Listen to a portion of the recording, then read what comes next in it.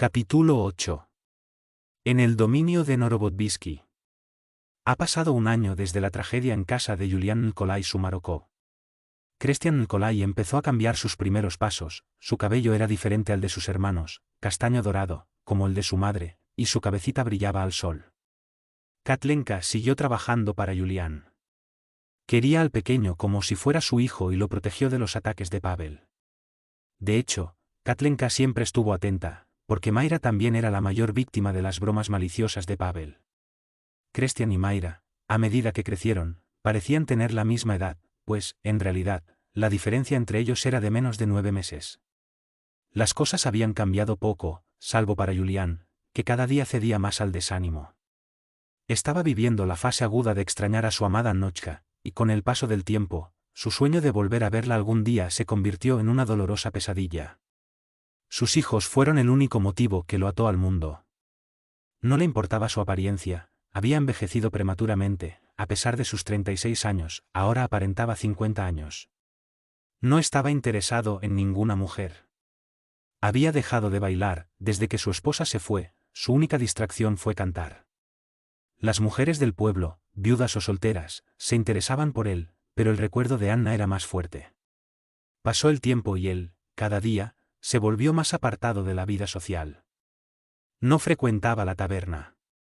Esa mañana se dirigía al trabajo, a trabajar en la propiedad de Norodobísky. Habían pasado casi 2 años desde que conoció a Mayra, y al pasar por la cabaña abandonada, su corazón latía más rápido. Tenía una fuerte intuición de que su amada niña era hija de aquella desgraciada que vivía en esa finca y murió desangrada y golpeada, según los comentarios en el barrio. Una gran curiosidad invadió su alma. Si realmente quisiera saber quiénes eran los padres de Mayra, lo averiguaría. No sería imposible para él. Horas más tarde, el gran hombre entró en los dominios de Norodobísky. Necesitaban empleados y él calificaba. Yulian fue recibido por ladridos de perros y un capataz con cara antipática y cara llena de ironía. Sergei era tan malo como su jefe, y tras unos minutos de conversación, el nuevo empleado empezó su trabajo, limpiando los almacenes y afilando las guadañas. Para la cosecha. No había mucho que preguntarle a Yulian, cuya fama de buen empleado era conocida en los alrededores. Su capacidad para afrontar horas y horas de trabajo le garantizaba un puesto de trabajo seguro. Fue cuestionado por varios agricultores. Norodobísky había querido desde hacía mucho tiempo tenerlo en su propiedad como sirviente. Yulian, además de trabajador, era leal. No se rebeló como la mayoría de los mujiks que, en momentos de mayor necesidad, tanto al trabajar la tierra como al cosechar, abandonaban los campos o, peor aún, dañaban las cosechas por pura mala voluntad, causando pérdidas a los propietarios. Cuando Sergei informó a Norodobísky que el gran hombre empezaría a trabajar en sus dominios, dijo emocionado: «Muy bien, Sergei, finalmente conseguimos al mejor empleado de la región. Tengo el mayor interés en conservar al grandullón, cuidarlo bien». Sergei y el jefe se entendían perfectamente, porque el primero realizaba el mal del segundo en tan perfecta armonía que muchos empleados pensaban que era el dueño. Ambos eran temidos. Pero últimamente la propiedad de Norodobísky había sido prácticamente abandonada. Porque además de ser un mal pagador, no ayudó en nada a los campesinos pobres, dejándolos abandonados con sus familias. Los demás propietarios actuaron con humanidad, y según la costumbre, ayudaron a la esposa y a los hijos de sus empleados ofreciéndoles comida y ropa de abrigo, y una vivienda digna, mientras realizaban trabajos en las parcelas. Si el empleado permanecía en el mismo trabajo durante 10 años, recibiría un pequeño terreno para plantar sus propios cultivos. Esta ley perjudicó a los empleados, que fueron despedidos antes de cumplir 10 años de servicio. Pocos pudieron recibir el terreno tan esperado. Y no había ninguna ley que los protegiera hasta alcanzar el premio deseado. Hasta los 10 años, la familia se comprometió con el trabajo, incluidos los niños, que ayudaron a sus padres en todo lo que pudieron. Este régimen semiesclavista dejó a los campesinos descontentos e inseguros sobre el futuro. Yulian, a pesar de ser ingenuo, sabía que lo más difícil era soportar los malos tratos, y para quienes llegaron al final de la década, el último año fue terrible, una verdadera prueba de fuego, en la que la humildad del campesino fue sometida a todas las pruebas. Prueba. Qué difícil fue conquistar un pequeño pedazo de terreno. Esta situación creó un clima de revuelta entre los mujiks, pero por mucho que lucharon y formaron su propia organización, nadie cambió la dura ley. Julián había decidido que algún día compraría él mismo su pequeño terreno, ahorrando mucho dinero. Por eso, en lugar de mostrarse reacio a estar atado a un solo maestro, trató de aprovechar al máximo su trabajo y su generosa fuerza. Había llegado el momento exacto de mantenerse firme, porque, solo, sin la ayuda de un compañero, solo podía contar con la fuerza de sus brazos. Quería enseñar a sus hijos. No quería que fueran como él, un campesino, sin tierra y sin educación. Norobot tenía fama de ser malvado, pero quién sabe, es posible que el diablo no sea tan feo como lo retratan. Estaba decidido a permanecer en esa rica propiedad, ser un buen empleado, someterse a la servidumbre y mantener a su familia. Capítulo 9. Un día, Julián estaba cortando madera para construir un nuevo cobertizo de almacenamiento, cuando una mujer muy hermosa se le acercó y le preguntó cortésmente, ¿cómo te llamas, campesino? Julián, respondió, secamente. Julián parecía mayor de lo que realmente era. Era un hombre amigable y atractivo, tenía un físico atractivo, alto, omóplatos anchos, espeso cabello negro y pequeños ojos azules. ¿Cuántos hijos tienes, Mujik? Era la primera vez que una señora de la granja se le acercaba así desde que estaba allí y ella respondió cortésmente, de hecho, de una manera que lo diferenciaba de los demás empleados. Tengo 5, señora. ¿Por qué me lo pregunta? Escuché que su esposa murió como resultado del parto. Sí. ¿Y su hijo fue salvo? Sí, fue salvo. Sin sentirse animado a hablar de Arma y su triste desenlace, intentó desviar el tema, dirigiendo su atención a la sierra. La mujer insistió, ¿cuántos años tiene tu niño? Julián estaba a punto de responder, cuando una niña corrió hacia él. Mamienchka. La mujer abrazó a la niña y al verlo le preguntó con voz débil, Mamienchka, ¿es este el tipo grande del que hablaba el abuelo? La pequeña debía tener menos de 7 años, la talla del señor Nicolau. Julián, a quien siempre le tocaban los niños, miró fijamente a la niña, examinándola, luego le entregó pequeños bloques de madera preparados para que jugara su pequeño Nicolau. A partir de ese día, la pequeña pasaría de largo, escaparía de la vigilancia e iría a buscar al grandullón, su nuevo amigo. Después Julián supo que ella era nieta de Norobot y que esa hermosa mujer, Sonia, era su nuera. Los dos se hicieron amigos, él cortó pequeños tocones de madera y los dio para jugar.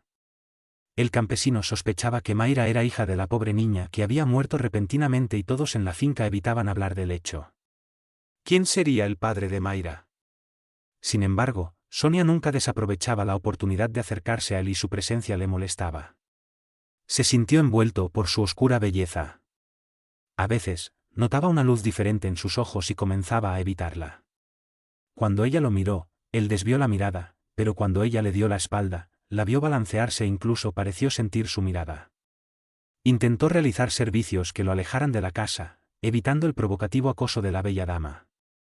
Sonia, por su parte, al notar la preferencia de su pequeña hija por el empleado de su suegro, encontró las excusas y servicios más irrazonables para tenerlo cerca. La bella Sonia tenía un andar provocativo.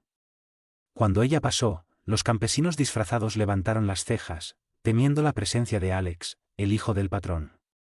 Actuó así, a propósito, pero nadie sospechaba su preferencia por Julián.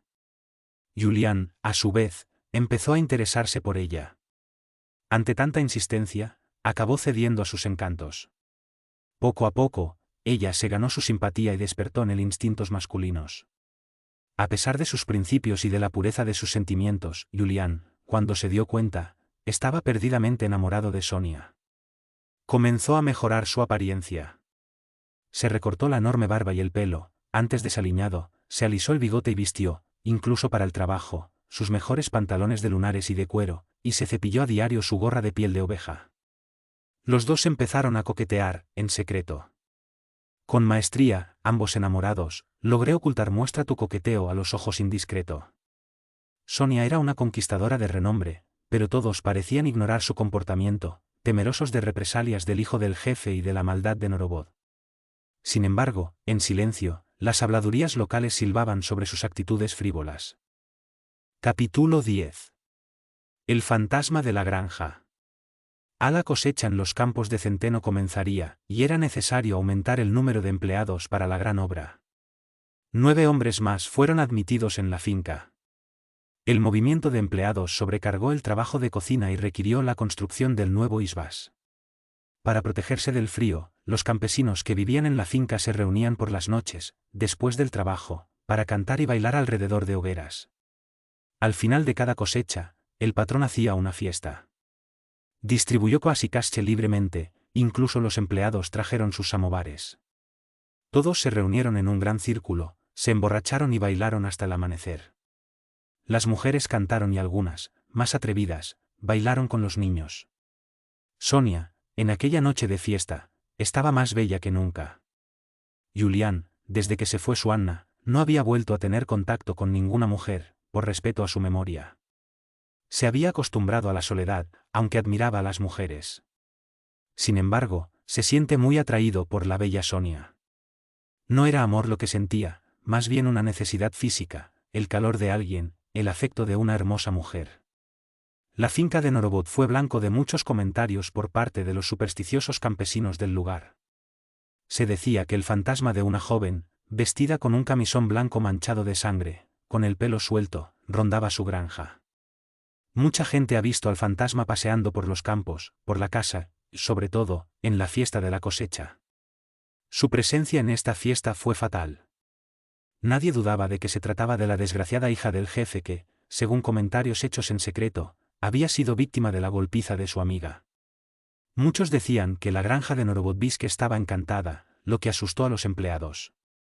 Por miedo al fantasma, muchos abandonaron su trabajo y sus herramientas y nunca regresaron. Julián ya había bebido mucho kvass. La bebida se le había subido a la cabeza y ahora apostaba con sus compañeros a quién sería capaz de bailar hasta el final, apoyándose en las piernas. A melhor danca era aquela en que, apoyando, se mueve dos joelhos, estendendo una perna para frente, enseguida, apoyándose no outro joelho, facendo o mesmo movimento, de tal forma que, se agachando, quase se sentaba en el suelo.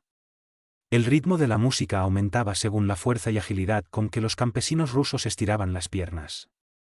Todos bailaron frenéticamente. Y formando un gran círculo, se apoyaban unos en brazos de otros, cantando y estirando las piernas con gran ruido. Los que lograran mantenerse en pie serían los ganadores, bailando hasta el cansancio. Otros cayeron al suelo. Todos bailaban borrachos cuando, en medio del círculo, apareció el fantasma de la granja, más pálido que nunca y con los ojos hundidos. Su cabello rubio, dorado como espigas de trigo, brillando al sol, estaba suelto y le llegaba hasta las caderas. En el camino hacia su vientre, bajando por sus piernas, la sangre roja manchó su camisa blanca.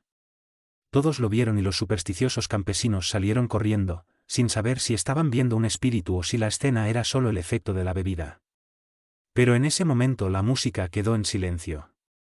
Se escucharon murmullos, algunos rezaban en voz alta, pero el efecto de la aparición causó tal pánico entre la gente, que los más lúcidos, o valientes, o muy borrachos se quedaron, mientras los demás salieron, desterrando el fantasma de la cosecha, asustados. Abandonó la granja para siempre. Norovod había consumido suficiente cantidad de alcohol, pero la repentina aparición lo dejó lúcido y él, más que nadie, conocía ese fantasma que rondaba su propiedad, asustando a sus empleados. Era su hija, su pobre niña, que había muerto al dar a luz. El viejo Norovod comenzó a gritar desesperado, con la conciencia llena de remordimiento. Los presentes no se atrevieron a acercarse. Gritó desesperado. Mi hija, Machuchka, perdóname, perdóname, perdona tu papacha 14, estaba ciego, no quería. Julián siguió observando la escena, desconfiado. Su generoso corazón dolía de dolor al ver al malvado Norovod entregándose al remordimiento y la desesperación, sin que nada ni nadie pudiera aliviarlo. La esposa de Norovod se acercó. Era la primera vez que Julián la veía, fuera de la residencia. La señora Norovod apenas salía. Observó su rostro cansado y triste, tal vez por las travesuras y malos tratos de su marido. Entra, marido, que de nada te servirá llorar sobre la leche derramada. Nada traerá de vuelta a nuestra hija. Vamos.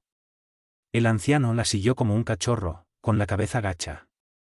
Parecía llevar el mundo sobre sus hombros. Todo estaba en silencio.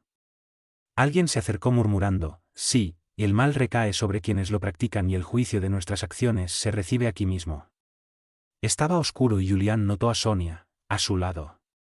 El marido, borracho, ya estaba dormido. ¿Qué dices, mujer hermosa? La presencia de la mujer y el perfume lo envolvieron, dejándolo completamente atrapado por sus encantos, y los dos aprovecharon la oscuridad de la noche, la ausencia de otras personas, escabulléndose de allí. Era la primera vez que se les presentaba la oportunidad de estar solos. Y todo el abanico de pasiones, contenidas en Julián, despertó los instintos adormecidos y, allí mismo, escondidos, se entregaron a tal voluptuosidad que no vieron nada más. Afortunadamente para ambos, afortunadamente nadie se fijó en ellos y se entregaron a su pasión, con total ardor. Después de los arrebatos, exhaustos, se durmieron y al abrir los ojos vieron, asustados, el rojo de los primeros rayos del sol, anunciando que el día comenzaba a aclarar. Se levantaron apresuradamente y se dirigieron cada uno a su casa, como si nada hubiera pasado. Se convirtieron en amantes, se conocieron en secreto y disfrutaron de cada momento posible. La dificultad para encontrarse aumentó su placer y la intensidad de su pasión. Sonia ya se había acostumbrado a este tipo de aventuras. Julián tenía algo que la atraía, era su corazón puro, sin malicia, su manera temerosa y dulce. Julián, por su parte, sentía solo atracción física por la bella mujer, y como estaba solo, se entregó a la seductora coqueta y trató de satisfacer todos sus caprichos. Esa situación, sin embargo, no lo hizo feliz, más bien lo amargó y, por eso, se entregó a la bebida. Intentó escapar de sus abrazos, pero era como si ella tuviera un imán aprisionándolo. Cuanto más intentaba no encontrarla, más deseaba su cuerpo. Ese fuego abrumador dominó su cuerpo y su mente. Días después del extraño episodio, Julián y Sonia se encontraban solos. Ahora podían hablar libremente. Sonia, ¿cuál es la historia del fantasma que apareció la noche de la fiesta de la cosecha? ¿Triste historia? Se me pone la piel de gallina solo de recordar al pobre Sacha, tan joven y tan infeliz. Sonia comenzó a contarle a Julián la historia que conocía de su cuñada pequeña, hermana de Alex, que se había enamorado perdidamente de un joven campesino. Ambos empezaron a verse en secreto y Sacha quedó embarazada. No tuvo el valor de revelar su embarazo a nadie.